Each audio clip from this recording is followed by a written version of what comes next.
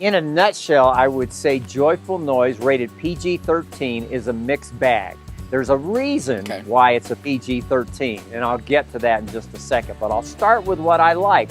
On the mixed bag side, we'll talk the positive. Essentially, you got Queen Latifah and Dolly Parton as part of a church choir. The church choir is competitive, and they've done fairly well in the past, but they've never made it to the Nationals, and their goal is to make it to the Nationals. Sure. And to do that, the choir's gonna have to begin singing off the same song sheet, and I mean that both literally and figuratively.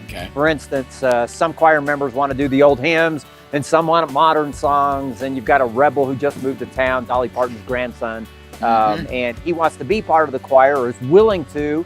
He's got eyes for Queen Latifah's daughter. She doesn't want him, you know, that sort of thing. Okay, so those are some of the issues. What did I like about it? The music.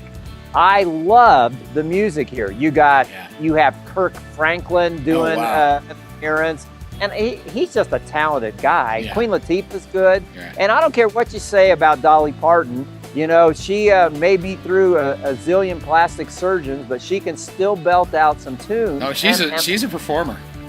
And I'm impressed. Yeah. And there's some good messages along the way. For instance, Queen Latifah is all about using the choir to praise God, not about entertaining. And I want to go, yes, I love it. You know, more of that. Queen Latifah has a teenage son with Asperger's syndrome. And at one point, the rebel in the movie, they're having a conversation, and the teen son with Asperger's says, I believe God hates me, doesn't like me. He made me this way, and I reject him. And the rebel basically comforts him and is there to say, you're a special person, I like you. And I'm like, good for you, I love that message. Kind of thing. So those are some things I like. But the PG-13, why is it there? There are some people in the choir who you kind of wonder why they're in the choir. For instance, two that have an affair.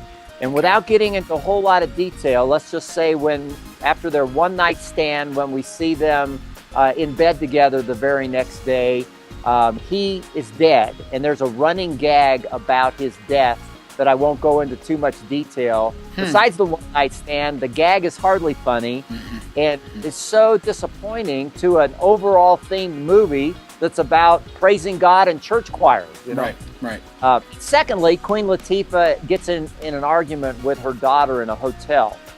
And I would say it this way. She can cuss like a sailor when she gets really, really mad. And I mean harshly swear. And lots of them.